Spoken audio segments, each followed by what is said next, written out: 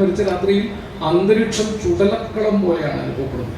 ഒരിടത്ത് പറയുന്നു, ഉരുക്കിടുന്നു എഴുന്നേലിട്ട് മുക്കുന്നു മുറ്റും ഭുവനൈക ശില്പി മനുഷ്യഭൃത്താം കലകത്തേതോ പണിത്തലത്തിന് ഉപയുക്തമാക്കാൻ. അങ്ങനെ ഈ പുന്നയൂർക്കുളത്തിരുന്ന് 10ാം ക്ലാസ് വിദ്യാഭ്യാസം പോലും ഇല്ലാത്ത ഒരു മനുഷ്യൻ പാവങ്ങൾ പരിഭാഷപ്പെടുത്തി, ആർഷജ്ഞാനം നമുക്ക് സമ്മാനിച്ചു, രതിസാമ്രാജ്യം തന്നു, ഒരുപാട് പൗരസ്ത്യ ദീപം എഡ്വേർഡ് ആർണോൾഡിന്റെ ലൈറ്റ് ഓഫ് ഏഷ്യ പരിഭാഷപ്പെടുത്തി തന്നു. ബുദ്ധനെ നമുക്ക് പരിചയപ്പെടുത്തിയത് നാലപ്പാടനാണ്.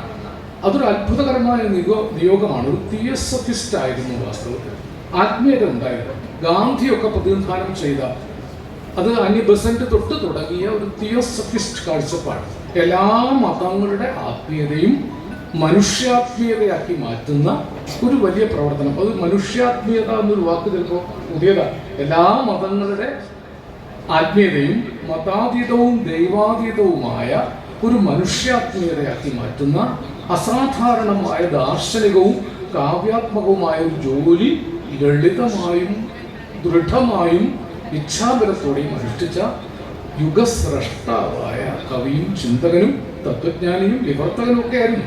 നാലപ്പാടിന്റെ പരിഭാഷയാണ് എന്നെ എഴുത്തുകാരനാക്കിയത് എന്ന് വീട്ടിൽ പറഞ്ഞിട്ടുണ്ട്. ശാന്തിക്കാരനായിരിക്കുമ്പോൾ മാന്മാർക്ക് കുടകൾ എന്ന് എഴുതിയ ഭാഷ മാത്രം കൈമുതലായി ഈ ഗദ്യ പരിഭാഷ തന്ന ഗദ്യമാണ്. വീട്ടിയുടെ ഗദ്യം മനോഹരമായ ഗദ്യമാണ്. ഉറൂബ് പറഞ്ഞിട്ടുണ്ട്, എൻ്റെ ഗദ്യത്തിന്റെ അടിസ്ഥാനം നാലപ്പാടിന്റെ പരിഭാഷയുടെ ഗദ്യമാണ്. അപ്പൊ മലയാള ഗദ്യത്തിന് ഒരു അടിത്തറ ഉണ്ടാക്കി. അങ്ങനെ പലതുമായി വിശ്വ പൗരനായി തീർന്നു. ഇവിടെ ഇരുന്ന് ഇന്ത്യൻ ആത്മീയതയെ, ഇന്ത്യൻ ആർഷജ്ഞാനത്തെ പരിചയപ്പെടുത്തുകയും രതിജ്ഞാനത്തെ പരിചയപ്പെടുത്തുകയും ഒപ്പം പാവങ്ങളും ലൈറ്റ് ഓഫ് ഏഷ്യ ഒക്കെ ലോക പൗരനായി വളർന്ന ഒരു പുന്നയൂർക്കുളത്തുകാരൻ്റെ പേരിലുള്ള അടിസ്ഥാനപരമായി കവിയായ ഒരു സത്യാന്വേഷിയുടെ പേരിലുള്ള പുരസ്കാരം സച്ചിദാനന്ദൻ മാഷ് കൊടുക്കുന്നതിൽ ചരിത്രത്തിൻ്റെ ഒരു കാവ്യനീതിയുണ്ട്. കാരണം ആധുനിക കാലത്തെ ഒരു പുതു നാലപ്പാടിൻ്റെ റോൾ ചെയ്യുന്ന ആളാണ് സത്യത്തിൽ മാഷ് അടിസ്ഥാനപരമായിട്ട് കവിയാണ്. പക്ഷേ മലയാള കവിതയെ ലോകപദത്തിലേക്ക് വളർത്തിയ ആധുനിക കവി ആരാണെന്ന് ചോദിച്ചാൽ ആദ്യം നമ്മൾ പറയുക സച്ചിദാനന്ദ മാഷ് പറയാം. ലോക കവിതയുമായിട്ട് ബന്ധിപ്പിച്ചു. ഞാനൊക്കെ പാബ്ലോ നെരൂദയെ വായിച്ചത്, ബോദ്ലേറെ വായിച്ചത്, ലാറ്റിൻ അമേരിക്കയിലെ മറ്റു കവികളെ, ദക്ഷിണാഫ്രിക്കൻ കവികളൊക്കെ വായിച്ചത് സച്ചിദാനന്ദ മാഷ പരിഭാഷയിലൂടെയാണ്. നമുക്ക് നേരിട്ടൊന്നും കിട്ടാനില്ല. ആ കാലത്ത് മാഷയുടെ പരിഭാഷകൾ, മാഷയുടെ എഴുത്ത്, മാഷയുടെ ലോക കവിതയുടെ മുഴുവൻ വഴികളെയും, കവിത മാത്രമല്ല ഇന്റർ ഡിസിപ്ലിനറി ആയി ചിത്രകലയെ, സംഗീതത്തെ, ശില്പകലയെ, തത്വചിന്തയെ, രാഷ്ട്രീയത്തെ, വിശേഷം ജൈവ രാഷ്ട്രീയം, ആധുനിക കേരളത്തിൽ അവസാനമുണ്ടായ ഏറ്റവും ഉന്നതമായ ഒരു സാംസ്കാരിക രാഷ്ട്രീയ പ്രവർത്തനം നടന്നത് ജനകീയ സാംസ്കാരിക വേദിയുടെ കാലത്താണെന്നാണ് എൻ്റെ ഒരു വിചാരം. അത് പറഞ്ഞ് സമ്മതിച്ചതൊന്നുമില്ല. ജനകീയ സാംസ്കാരിക വേദിയുടെ കാലം ഒരു ഹ്രസ്വകാലത്ത് ഉദിച്ചസ്തമിച്ചതാണെങ്കിലും ആ കാലഘട്ടത്തിൻ്റെ മൂല്യബോധം കളങ്കമറ്റതും ആത്മാർത്ഥവുമായിരുന്നു. അവരാരും മണ്ടന്മാരായിരുന്നില്ല. അവർ ചെയ്തൊരു സേവനം ഈ ലോക കവിതയുടെ, ലോകചിന്തയുടെ ഒരു പരിപ്രേക്ഷ്യത്തെ വസന്തത്തിന്റെ ഇടിമുഴക്കം പോലെ, ഞങ്ങളുടെയൊക്കെ കൗമാരകാലത്ത് അറിയാതെ ഈ സച്ചിദാനന്ദ മാഷയുടെ കൂടെയും കടമ്പരിട്ടയുടെ കൂടെയും ഒക്കെ നടന്ന് ഞങ്ങളൊക്കെ അന്ന് ഈ ജനകീയ സാംസ്കാരിക വേദിയുടെ കവിയരങ്ങളിൽ വന്നു. മാഷാണ് അതിൻ്റെ ആദ്യത്തെ നായകൻ. അന്ന് ജയിലിലൊക്കെ പോകേണ്ട, ജയിലിൽ പോയല്ലേ, അറസ്റ്റ് ചെയ്തു. ഒരു കാലത്ത് ജനകീയ സാംസ്കാരിക വേദി അറസ്റ്റ് ചെയ്യപ്പെട്ടിരുന്നു. അന്ന് അതിൻ്റെ മുഴുവൻ ചിന്തകളും നമുക്ക് തന്നത് മാഷാണ്. ആ കാലത്ത് തന്നെ നേരത്തെ ഡോക്ടർ സി ആർ പ്രസാദ് പറഞ്ഞതുപോലെ ഉന്നതമായ ഒരു ആത്മീയതയുടെ ആത്മഗീത എന്നല്ലേ ഒരു കവിതയുടെ പേര്, ആത്മഗീത. ആദ്യകാലത്ത് ഒരു കവിത ആത്മഗീത, ആത്മീയമായ അന്വേഷണം, അവനവനെ അന്വേഷിക്കലാണ് ആത്മീയത. അപ്പോൾ മനസ്സിലാകും അവനിവനെന്ന് അറിയുന്നതൊക്കെ ഓർത്താൽ അവനിൽ ആദിമമായ ഒരാത്മരൂപം, അവനവൻ ആത്മസുഖത്തിന് ആചരിക്കുന്നവ അവരെന്ന് സുഖത്തിനായി വരണം. അപരത്വമെന്നൊന്നില്ല. ഈ ആത്മത്തിന്റെ ഭാഗമാണ് അപരത്വം. ഇത് അദ്വൈതവുമാണ് ഒരർത്ഥത്തിൽ. അഹം ബ്രഹ്മസ്മി, ഞാൻ ഈശ്വരനാണ്, തത്വമസി, അത് നീയാകുന്നു, അയം ആത്മാ ബ്രഹ്മ, ഈ ആത്മാക്കളൊക്കെ ബ്രഹ്മമാകുന്നു, ഈശ്വരനാകുന്നു. അതിന് വേണ്ടതായിട്ട് ഇന്ത്യ പറഞ്ഞൊരു പ്രധാനപ്പെട്ട കാര്യമാണ് നമ്മൾ മറന്നത്. അത് പ്രജ്ഞാനം ബ്രഹ്മ, ശുദ്ധമായ അറിവാണ് ഈശ്വരൻ. ഈ അറിവില്ലാത്തവന് ഈശ്വരൻ തരുന്നതൊക്കെ അപായങ്ങളാണ്. അപ്പൊ അറിവ് ആണ് ഗുരുവിന്റെ കവിത തന്നെ അറിവാണ്. അറിവിനെ കുറിച്ചൊരു ഗംഭീര കവിത ശ്രീനാരായണ ഗുരു എഴുതി. ഈ അന്വേഷണം കവികളാണ് നടത്തിയത്. അത് നാലപ്പാട്ട് നാരായണമേനോനാണ് നമ്മുടെ ഭാഷയിൽ ആദ്യം ഉദ്ഘാടനം ചെയ്യുന്നത് ലോകപദത്തിൽ നിന്നുകൊണ്ട് ലോകത്തെ മനുഷ്യരൊക്കെ മനുഷ്യരാണ് ഇതറിയാനുള്ള ഒരു വിവേകം. അത് മാഷ്ട കവിതയിൽ ഉടനീളം ആദ്യകാലത്തെ പല കവിതകളും മാഷ്ട കവിത ഞാൻ ആദ്യം വായിക്കുന്നത് മലയാള നാട്ടിൽ വന്നിരുന്ന ആസന്ന മരണ ചിന്തക തുടർച്ചയായിട്ട് ഒന്ന് ദീർഘകാവ്യമാണ്. അപ്പം അതൊന്നും അന്ന് എനിക്ക് മനസ്സിലായില്ല. പിന്നീടാണ് പനി പോലുള്ള കവിതകൾ. പനി 73 മറ്റോ വന്ന കവിതയാണ്. പനി ഇന്ന് വായിക്കുമ്പോഴും ഞാൻ അടുത്തൊന്നും വായിച്ചിട്ടില്ല. പനിയിൽ പലസ്തീനൊക്കെയാണ്. ഇസ്രായേലും ഈജിപ്തും തമ്മിലുള്ള യുദ്ധത്തിന്റെ പശ്ചാത്തലത്തിൽ പലസ്തീനെ കുറിച്ച് 73 വേവലാതിപ്പെട്ട ഒരു കവിയാണ് സച്ചിദാനന്ദ മാഷ്. ദീർഘദർശിയായ ക്രാന്തദർശിയായ കവിയാണ്. അക്കാലത്ത് വന്ന 76 നാവുമരം വരുന്നത്. നാവുമരം അടിയന്തരാവസ്ഥയ്ക്ക് നേരെ ഉണ്ടായ ഏറ്റവും തീക്ഷ്ണമായ ഒരു കവിതയാണ്. അത് വേണ്ടത്ര അധികാരികൾക്ക് മനസ്സിലാവാത്തതുകൊണ്ടാണ് അന്ന് മാഷ് രക്ഷപ്പെട്ടത്. വളരെ കവികൾക്ക് അങ്ങനെ ഒരു ഗുണമുണ്ട്. കവികൾ നേരെ പിടിക്കേണ്ട മൂക്ക് വളഞ്ഞു തിരിഞ്ഞ് പിടിക്കും. മുണ്ടശ്ശേരി മാഷ് ചോദിച്ചിട്ടുണ്ട്, എന്തിനാണ് കവികൾ ഈ വക്രോക്തി ഉപയോഗിക്കുന്നത്? ഇല്ല, നേരെ പറഞ്ഞാൽ പോലെ. അന്ന് നേരെ പറഞ്ഞാൽ സച്ചിദാനന്ദ മാഷ്ക്ക് അവാർഡ് കൊടുക്കാൻ ഇന്ന് അദ്ദേഹം ബാക്കിയുണ്ടായിരുന്നില്ല. പക്ഷെ അദ്ദേഹം പറഞ്ഞു, നല്ലമ്മ നാട്ടുദേവി എല്ലാ നാവും അരിയണം എന്ന് കൽപ്പിച്ചു. ഒരു നാവും മിണ്ടരുത്. അധികാരത്തിനെതിരെ ഒരു നാവും മിണ്ടാതിരിക്കാൻ എല്ലാ നാവും അരിയണം എന്ന് കൽപ്പിച്ചു. കിങ്കരന്മാർ നാവൊക്കെ അരിഞ്ഞ് തള്ളിയ നാവ് കൂമ്പാരത്തിൽ നിന്ന് പക്ഷേ ഒരു നാവ് മുളച്ചു. ആ നാവ് 1000 നാവുകളായിട്ട് പുഷ്പിച്ചു. ഇതെങ്ങനെ സംഭവിച്ചു എന്നറിയാതെ നാവിൻ്റെ കട നല്ലമ്മ നാട്ടുദേവി വെട്ടി. കട വെട്ടിയപ്പോൾ വെട്ടിയെടുത്ത് 1000കണക്കിന് ഇലമുളച്ചി എന്നൊരു ചെടിയിൽ വന്നു. ഇലയുടെ മുകളിൽ ഇല മുളയ്ക്കുന്നത്. അതുപോലെ മുറിച്ചിടത്തൊക്കെ നാവ്. അങ്ങനെ നാവായ തിരുനാവായ വല്ലാത്തൊരു അവസാനിപ്പിക്കുക. ആ തിരുനാവായ ആ തിരു എന്ന വാക്കിനൊക്കെ ആത്മീയതയെ ഉണ്ടെന്നാണ് എനിക്ക് തോന്നുന്നത്. ഈ നാവിനൊരു ആത്മീയതയുണ്ട്. അത് നാവ് സത്യമേ പറയും. അറിയാതെ സത്യം പറയുന്ന വാക്ക് സത്യമാണ്. വാക്കിന് സത്യമേ പറയാൻ സാധിക്കും. അസത്യം പറയുന്ന വാക്ക് നിലനിൽക്കുകയില്ല. നിലനിൽക്കുന്നത് സത്യത്തിന്റെ വാക്കാണ്. ആ വാക്കായി 76 ഉള്ള നാവുമരം. മാഷ് ആദ്യകാലത്തെ പല കവിതകളും ഇങ്ങനെയുള്ളതാണ്. അത് പോരാട്ടങ്ങളായി പുഷ്പിച്ചു. അത് ആത്മവസന്തങ്ങളായി പുഷ്പിച്ചു. അത് അവരന്റെ ശബ്ദത്തെ സംഗീതം പോലെ ആസ്വദിച്ചു. അങ്ങനെ വിപ്ലവ കാൽപ്പനികതയ്ക്കൊരു മനുഷ്യാത്മീയത നൽകി. വിപ്ലവ കാൽപ്പനികതയ്ക്ക് ഒരു മനുഷ്യാത്മീയതയും പുതിയ പേശീബലവും ക്രിയാശേഷിയും നൽകിയ കവിയാണ്. വിപ്ലവ കാൽപ്പനികത എന്ന് ഞാൻ പറയുന്നില്ല. കവികളായതുകൊണ്ട് അത് കാൽപ്പനികം എന്ന് പറയാവുന്നേ. കാൽപ്പനികമായിരുന്നില്ല. ഒരുപാട് കവിതകൾ ആദ്യകാലത്താണ്. ഞാനത് മുഴുവൻ ഇപ്പോൾ പരിചയപ്പെടുത്തുന്നില്ല. എനിക്ക് ഏറ്റവും പ്രിയപ്പെട്ട കവിത വൈലപ്പള്ളി മാഷ് മരിച്ചപ്പോൾ സച്ചിദാനന്ദ മാഷ് എഴുതിയതാണ്. ഇവനെ കൂടി സ്വീകരിക്കുക, ഹേമന്തത്താൽ വെലിഞ്ഞ നീരാൻ നിളാനദി ഇവനാ ഉയർത്തുക തുമ്പിക്കൈ പഞ്ചാരിക്ക് ചെവിയാട്ടിയിടും ആരിൻ ചൊട്ടിലെ പൂരക്കാറ്റേ. അതൊരു വല്ലാത്ത സങ്കല്പമാണ്. പഞ്ചാരിക്ക് ചെവിയാട്ടിയിടുന്ന ആരിൻ ചൊട്ടിലെ പൂരക്കാറ്റിനോട് മൂടുക തിരുവില്വാമലയിൽ പുനർജനി നൂണെത്തും നിലാവിനാൽ ഈ ജഡം ധനുരാവേ. തിരുവില്ലാമലയിൽ പാമ്പാടിത്താഴ്വരയിൽ അദ്ദേഹത്തിൻ്റെ ശവം മറവ് ചെയ്യാൻ ചെന്നപ്പോൾ അവിടുത്തെ തൊഴിലാളികൾ അത് മറവ് ചെയ്യാൻ സമ്മതിച്ചില്ല. ഞാൻ എൻ്റെ വിവാദങ്ങളിലേക്കൊന്നും കിടക്കുന്നില്ല. അന്ന് സാക്ഷിയായ ആളാണ്. മൂണ്ടുക തിരുവില്വാമലയിൽ പുനർജനി നൂണെത്തും നിലാവിനാൽ ഈ ജഡം ധനുരാവേ. എന്നിട്ട് മാഷ് അവസാനം പറയുന്നുണ്ട്, മാതുള പൊറുത്താലും തീർന്നു മാമ്പഴക്കാലം. ചിതയിൽ പൊട്ടുന്നത് ഈ നാടിൻ്റെ നട്ടല്ലല്ലോ. ഇറക്കിക്കിടത്തിയതെൻ്റെ യൗവനമല്ലോ. തഴുതിട്ടതോ സ്നേഹം നിലമാം കലവറ. വല്ലാത്തൊരു കവിതയാണ്. സച്ചിത പാവമീ മണ്ണിൻ സ്വർണ്ണക്കിണ്ണമായിരുന്നവൻ ദാ നോക്കൂ വാനിൽ പൂർണ്ണചന്ദ്രനായവൻ വീണ്ടും. അങ്ങനെ പാവപ്പെട്ടവരുടെ പാത്രമായി ജീവിച്ചൊരു കവി. നിങ്ങൾ ആരൊക്കെ വെട്ടിക്കുഴിച്ചു മൂടിയാലും ഇടം കൊടുക്കാതിരുന്നാലും ആകാശത്ത് സ്വർണ്ണ പാത്രമായി പൂർണ്ണചന്ദ്രനായി നിലനിൽക്കും. അത് പക്ഷേ കവി വൈലപ്പള്ളിയെ പോലെ അന്തസംഘർഷം അനുഭവിച്ച ഒരാളാണ്. കുടിയൊഴിക്കൽ ഈ പ്രശ്നം കവികൾ അനുഭവിക്കുന്ന പ്രശ്നം നിസ്സാരമല്ല. പണ്ടൊരു കഥയുണ്ട് ഞങ്ങളുടെ നാട്ടിൽ, നമ്മുടെ നാട്ടിലൊക്കെ ഉണ്ടായിരുന്നു. അത് വടുവനാട് കഥയാണ്. ഈ കൊല്ലനും കൊല്ലത്തെയും തമ്മിൽ തെറ്റി. കൊല്ലൻ മഹാക്രൂരനാണ്. തമ്മിൽ തെറ്റി ക്രോധം മൂർച്ഛിച്ചപ്പോൾ കൊല്ലം പറഞ്ഞു, ഇനി ഒരു അക്ഷരം മിണ്ടിയാൽ നിന്നെ ഞാൻ അറുക്കും എന്നൊരു ഒരുപാട് മുന്നിൽ വെച്ചു. അപ്പോൾ കൊല്ലൻ്റെ സ്വഭാവം അറിയാം, ഒരു അക്ഷരം പുറപ്പെടുവിച്ചാൽ കൊല്ലത്തിയോ വെട്ടും, അറുക്കും, തല മുറിക്കും.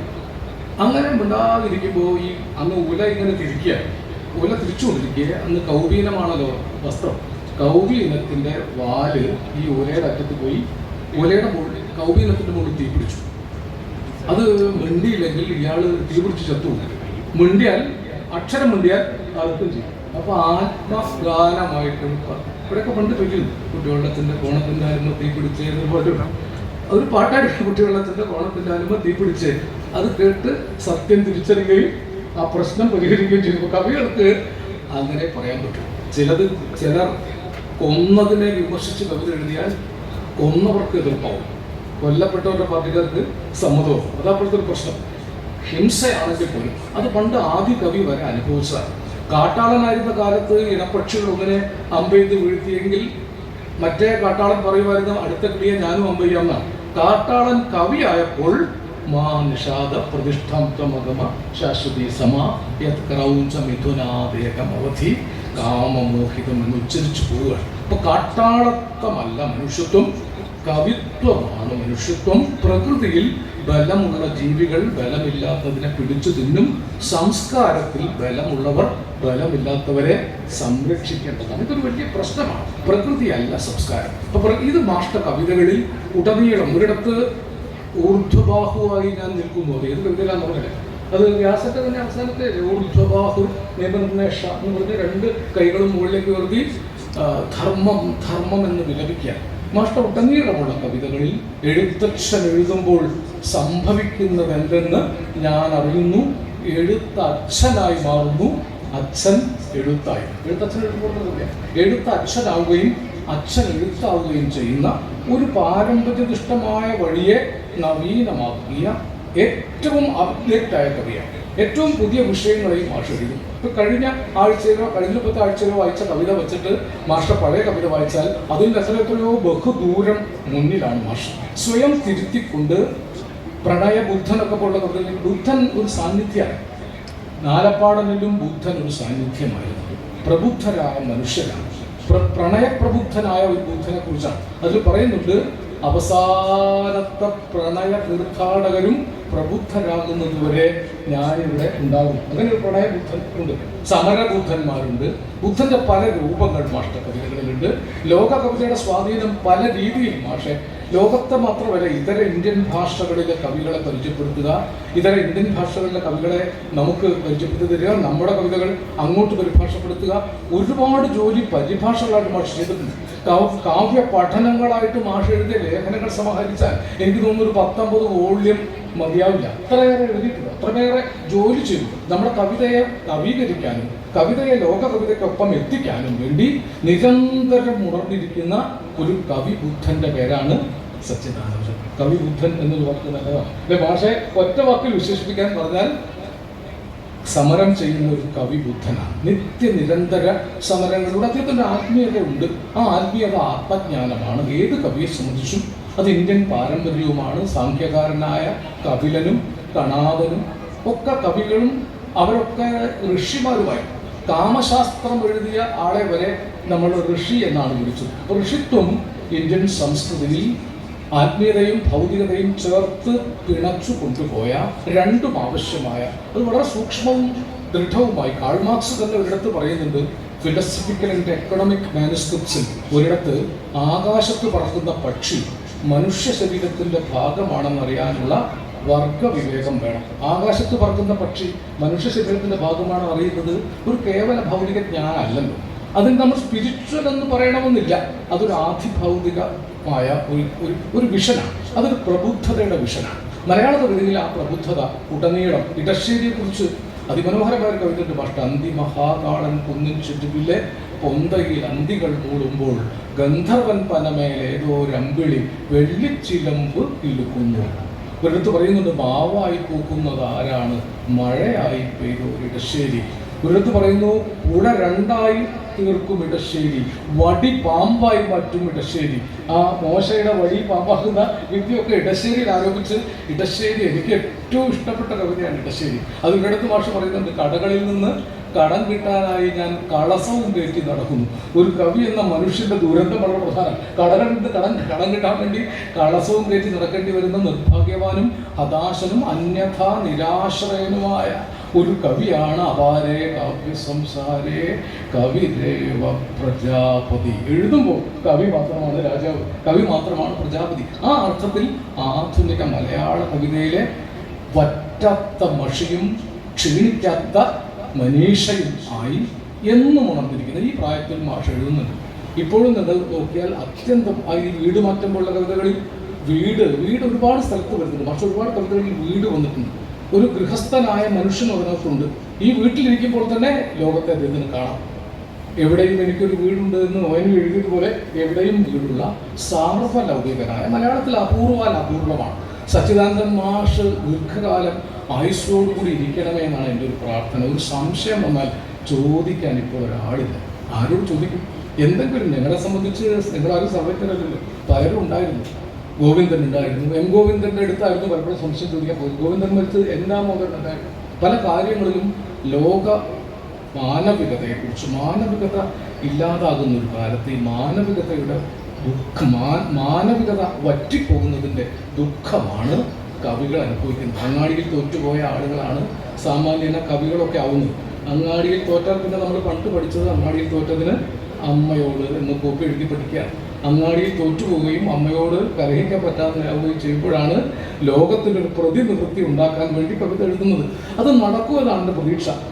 ആശാന് ജാതി വ്യവസ്ഥ ഇല്ലാതാക്കാൻ പറ്റിയില്ല, പക്ഷേ സാവിത്രി അന്തർജനത്തെ കൊണ്ട് ചാത്തപ്പുഴേൻ്റെ കൈ പിടിപ്പിക്കാൻ പറ്റി, അല്ലേ? ജാതി ചോദിക്കുന്നില്ല എന്ന് മാധവിയോട് ബുദ്ധഭിക്ഷുവിനെ കൊണ്ട് പറയിക്കാൻ സാധിച്ചു. പിന്നെയാണ് ജാതിക്കെതിരായ പോരാട്ടം ഉണ്ടായത്. നമ്മൾ കൊയ്യും വയലെല്ലാം നമ്മുടേതാകും വൈകിളിയെ എന്ന് OMV 52 എഴുതുന്ന കാലത്ത് നമ്മൾ കൊയ്യുന്ന വയലൊന്നും നമ്മുടേതായിരുന്നില്ല. ഈ സ്വപ്നം വിതയ്ക്കുക. എല്ലാവരും പാടത്ത് സ്വർണം വിതച്ചു, എൻ്റെ പാടത്ത് സ്വപ്നം വിതച്ചു. സ്വപ്നം വിളഞ്ഞതും 100 മേനി, സ്വർണം വിളഞ്ഞതും 100 മേനി. അങ്ങനെ 100 മേനി സ്വർണം വിളയിച്ച നമ്മുടെ കാലഘട്ടത്തിലെ ഏറ്റവും വലിയ കവി. 46-ൽ മാഷ് ജനിച്ചു. ഏതാണ്ട് 60, ഞാൻ ജനിച്ച സമയത്തൊക്കെ മാഷ് കവിത എഴുതാൻ തുടങ്ങി. ഞാൻ 60-ൽ ജനിച്ചാണ്. ആ കാലത്തൊക്കെ സച്ചിദാനന്ദ മാഷ് കവിത എഴുതാൻ തുടങ്ങി. ഇന്നും എനിക്ക് കവിതയുടെ ഒരു ഉത്തമ മാതൃകാ രൂപം സച്ചിദാനന്ദ മാഷാണ്. മാഷുടെ കവിതകൾ ആവർത്തിച്ച് വായിച്ചപ്പോൾ ഞങ്ങൾക്ക് കൂടുതൽ ഈ ഒരു സന്ദർഭത്തിൽ വിസ്തരിക്കുന്നില്ല. തീർച്ചയായും ഇതൊരു വലിയ സന്തോഷമാണ്.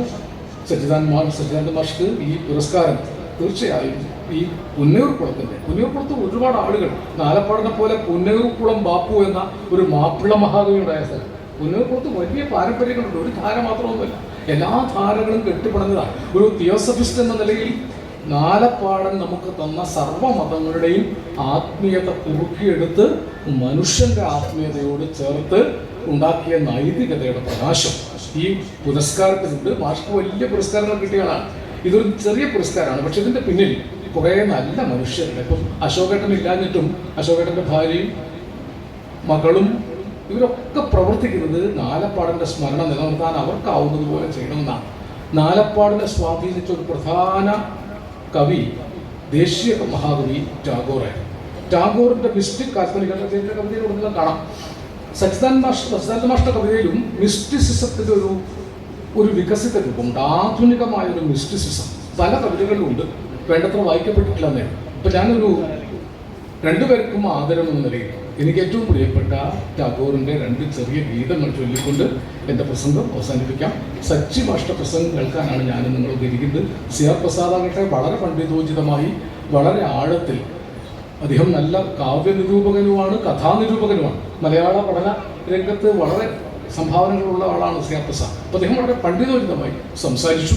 ഇനി മാഷ് സംസാരിക്കും. മാഷ്ക്കും നാലപ്പാടനുമായി എൻ്റെ ഒരു ദക്ഷിണ, അത്രയൊക്കെ പറ്റിയൊരു കാവ്യ ദക്ഷിണ, അത് എൻ്റെ ആയാൽ പോരാ എന്നുള്ളതുകൊണ്ടാണ് ഇന്ത്യയിൽ ജീവിച്ച ഏറ്റവും വലിയ കവി.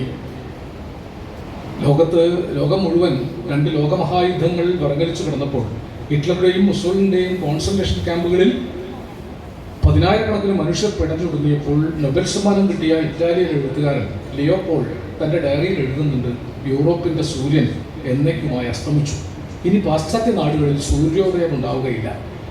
കൊലയുടെയും ഹിംസയുടെയും ആർത്തനാദങ്ങൾ, മരിച്ചവരുടെ നിലവിളികൾ ഒരു ശ്മശാനമായി എൻ്റെ നാട് മാറിയിരിക്കുന്നു, ഞാനിനി പേന എടുക്കുകയില്ല. ഇത് ലിയോപോൾ എഴുതിയതാണ്. ഒരു രാത്രിയിൽ ഒരു ഇന്ത്യൻ സുഹൃത്ത് ലിയോപോളിന് ഒരു പുസ്തകം വായിക്കാൻ കൊടുത്തു. ഒരു കവി ഒരിക്കലും ഹതാശനായിക്കൂടാ. ജനത മുഴുവൻ ഹതാശരായാലും അവർക്ക് പ്രത്യാശ നൽകുന്നവനാണ് കവി. അതുകൊണ്ട് കവിയായ എഴുത്തുകാരനായ താങ്കൾ ഈ പുസ്തകം വായിക്കണം. ഇതൊരു ഇന്ത്യൻ കവിതയാണ്, ഇന്ത്യൻ കാവ്യപുസ്തകമാണ്. ആ പുസ്തകമാണ് ഗീതാഞ്ജലി. അത് വായിച്ചിട്ടാണ് ലിയോപോൾ തൻ്റെ നഷ്ടപ്പെട്ട ആത്മവിശ്വാസം വീണ്ടെടുത്തത്. ഇപ്പോൾ കവികൾ പ്രത്യാശ ഇല്ലാത്ത കാലത്താണെങ്കിലും കഷ്ടപ്പെട്ട് പ്രത്യാശ ഉണ്ടാക്കി നമ്മൾ അതിജീവിക്കും എന്ന് പറഞ്ഞുകൊണ്ടേയിരിക്കും. എങ്ങനെ അതിജീവിക്കുമെന്ന് കാലം കാണിച്ചത്. അതുകൊണ്ട് ടാഗോറിന്റെ ഗീതാഞ്ജലിയിലെ ജി ശങ്കർകുറുപ്പ് സാറിന്റെ പരിഭാഷയിൽ നിന്ന് 2 ചെറിയ ഗീതങ്ങൾ. അത് സച്ചിമാഷ്ടുള്ള ദക്ഷിണയുമാണ്, നാലപ്പാടനുള്ള ദക്ഷിണയുമാണ്. പൂർണ്ണമായില്ലെങ്കിലും ഈ ജീവിതത്തിൻ്റെ പൂജയൊന്നും വ്യർത്ഥമായില്ല എന്നറിയൂ ഞാൻ. പൂർണ്ണമായില്ലെങ്കിലും ഈ ജീവിതത്തിൻ്റെ ആ പൂജയൊന്നും വ്യർത്ഥമായില്ലെന്നറിയൂ ഞാൻ. പൂവിരിയും മുമ്പു തന്നെ പൂഴിയിൽ വീണാകിലും പുഴകൾ മരുവിൽ കൊഴുക്കുവറ്റി മാഞ്ഞാലും അവ മുഴുവൻ നഷ്ടമായില്ലെന്നറിയൂ ഞാൻ. ജീവിതത്തിൻ പിന്നിലിട്ട് ഒന്നുമേ വിഫലം ആയിപ്പോയില്ലെന്നറിയൂ ഞാൻ. എൻ വിപഞ്ചി തന്ത്രികളെ മീട്ടുകയാണൊക്കെയും നിന്നനാഹതമാം അനാഗതകാല സംഗീതം. എൻ വിപഞ്ചി തന്ത്രികളെ മീട്ടുകയാണൊക്കെയും നിന്നനാഹതമാം അനാഗതകാല സംഗീതം. ഒന്നും നഷ്ടമായില്ലെന്നറിവൂ ഞാൻ. ജീവിതത്തിൻ പിന്നിലിട്ട് പോന്നതൊന്നുമേ വിഫലമായി പോയില്ല എന്നറിവൂ ഞാൻ. സച്ചിദാനന്ദൻ മാഷ് ചെയ്തതൊന്നും വിഫലമായിട്ടില്ല, ഒന്നും നഷ്ടമായിട്ടില്ല. നാലപ്പാടം ചെയ്തതും വിഫലമായിട്ടില്ല. മരിച്ച് സെന്റിനറി കഴിഞ്ഞ് 39 വർഷം കഴിഞ്ഞിട്ടും നാലപ്പാടൻ ഇവിടെ ജീവിക്കുന്നു. പൂർണ്ണമത പൂർണ്ണമിതം പൂർണ്ണാത് പൂർണ്ണമുദച്യതേ പൂർണ്ണസ്യ പൂർണ്ണമാദായ പൂർണ്ണമേവാവശിഷ്യത. ആ പൂർണ്ണത ഉണ്ടാകും. അത് സച്ചിദാനന്ദ മാഷെ അനുഗ്രഹിക്കട്ടെ. നാലപ്പാടൻ എന്ന യുഗകവിയുടെ ആ അനുഗ്രഹവും അദ്ദേഹത്തിന് ഉണ്ടാകട്ടെ എന്ന് പ്രാർത്ഥിച്ചുകൊണ്ട് ഞാൻ എൻ്റെ വാക്കുകൾ അവസാനിപ്പിക്കും.